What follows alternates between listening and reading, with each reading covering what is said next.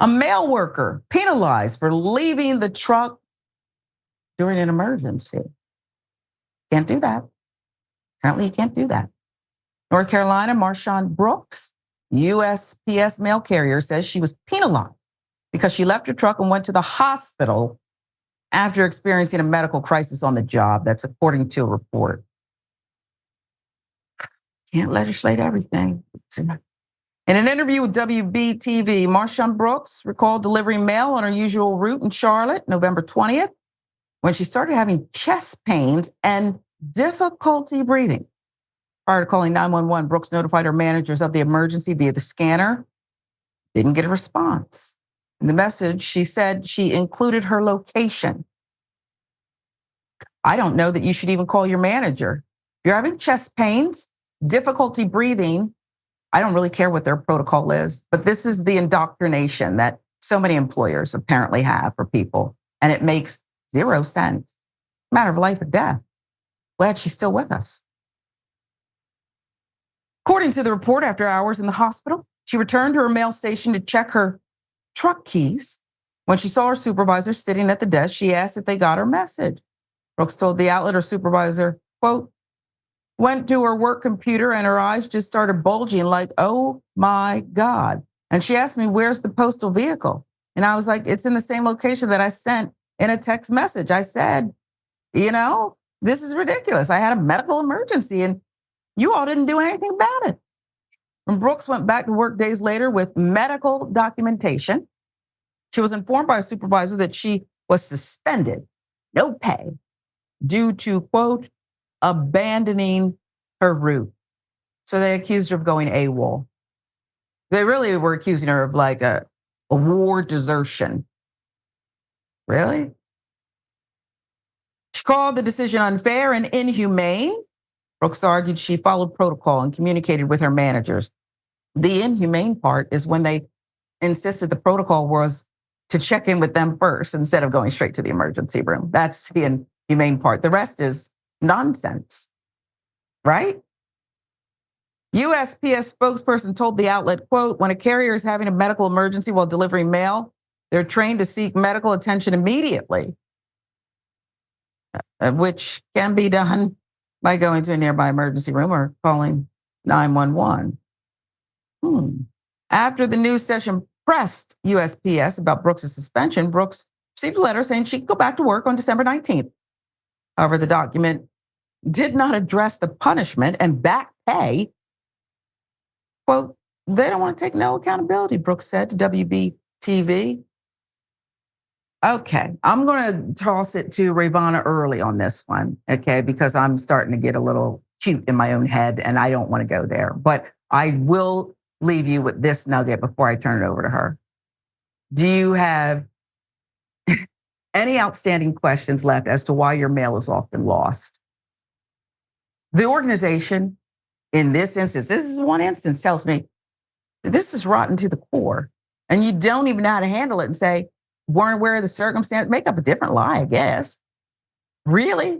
You can come back to work now and there's not going to be, we got to talk about this, okay? Mail is often lost, stolen. I get pieces that are open. I don't even say anything because it's what's expected. I mostly go paper free, Rayyvana. But this right here, I don't have any more questions about why things are going wrong at the Postal Service. Do you? Right. No. And I mean, it's what we're seeing here is a supervisor trying to cover her own ass. She dropped the ball. The supervisor dropped the ball, didn't check her messages. Don't know what she was doing. Don't know why she wasn't checking her messages. Yeah. But she dropped the ball. This employee, and it's sad that we live, in a country, in a, system of capitalism where we're told to value our jobs more than our lives. She did the right thing. To be fair, I mean, I wouldn't necessarily even call in. Yeah. I'm going to take care of my health, my body, my life. I mean, because we don't know, and it's not our business whether or not, she had a heart attack, whether she didn't, but it could have been a heart attack and she could have died. Yeah. And instead, but she still followed their protocol and called in and said, I have to abandon the truck here. I need to make sure that I don't die. I'm going to go to the hospital. And when employees get punished for putting themselves and their lives first, that creates a system where other employees are going to do the same thing out of fear of being retaliated against, and in this case, they did unsuspend her. They didn't pay her the back pay that she most assuredly deserves for this unfair suspension.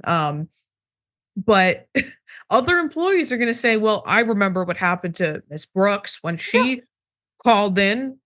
Next time, I'm just going to finish my shift and go to the hospital afterwards. And that will kill people. People will Mhm. die. Their medical emergencies will get worse. And inevitably, people will die. And that's it. We're told as workers in America that we're supposed to put the company first. We're supposed to allow that to happen, to make horrible wages, but we're supposed to sacrifice our lives to help. This is USPS, not exactly it's not the same as working for a company corporation, but it's the same application of the principle. Even Yeah. if you're working in a nonprofit, even if you're working, as a public servant, you're told to sacrifice yourself for the good of the job.